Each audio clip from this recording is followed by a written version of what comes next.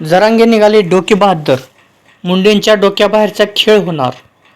Narco टेस्टसाठी जरांगेचा अर्ज. DM आता तुम्ही शब्द पाळा. Videos, recording, photo. जरांगे सर्व पुरावे घेऊनच बोलले. नेमकं घडलंय काय? मनोज जरांगे पुढच्या कुठला डाव टाकतील?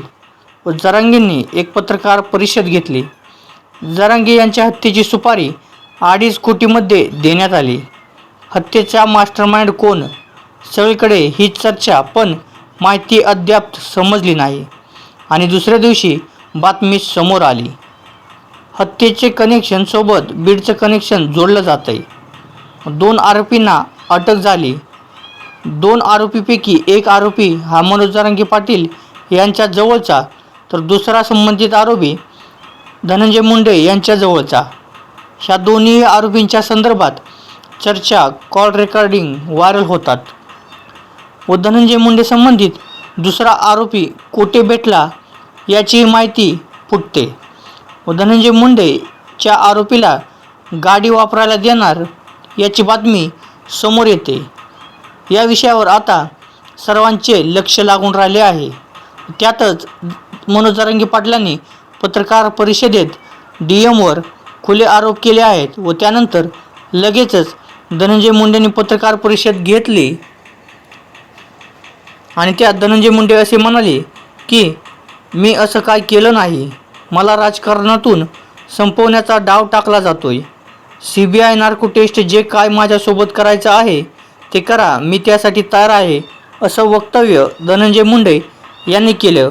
व त्यानंतर जरांगे पाटील यांनी पत्रकार परिषदेत बोलताना म्हटले की मी ही नार्को टेस्टसाठी तयार आहे आणि त्यासाठी मी अर्जसुद्धा पोलिसांकडे हा दिला आहे. तर आता जरांगेची नार्को टेस्टसाठी स्वतःहून अर्ज केलाच, तर मग धनंजय मुंडेची बारी आहे की नार्को टेस्ट करायची.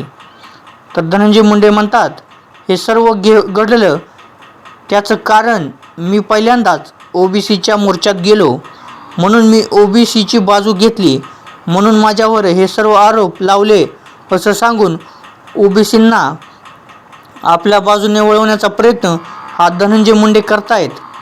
व अशातच त्यानंतर पंकजा मुंडेंनी जालना पोलिसांना फोन करून जरांगेंच्या हत्येच्या कटामागील खरा सूत्रधार कोण व त्यांची सुरक्षा वाढवा अशी मागणी पंकजा मुंडे यांनी पोलिसांना दिली.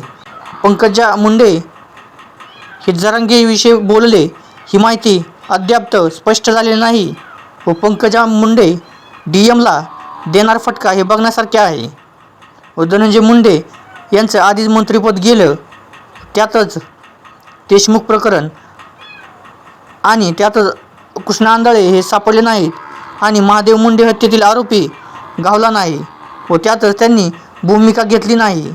व त्यानंतर धनंजय मुंडेचे करिअर हे धोक्यात आहे आणि त्यात मनोज जरांगेंनी व्हिडिओ रेकॉर्डिंग बाहेर दाखवल्या.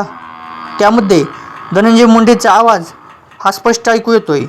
मुळातच एक वाल्मिक कराड जेलमध्ये असताना अजून किती वाल्मिक कराड धनंजय मुंडेकडे आहेत?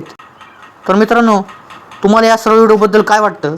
व धनंजय मुंडे आणि मनोज जरांगे पाटील या दोघांपैकी तुम्हाला काय वाटतं हे कमेंट सेक्शनमध्ये एकदा नक्की कळवा. व आपल्या मराठी भूमी चॅनलला सबस्क्राईब करायला विसरू नका. जय महाराष्ट्र.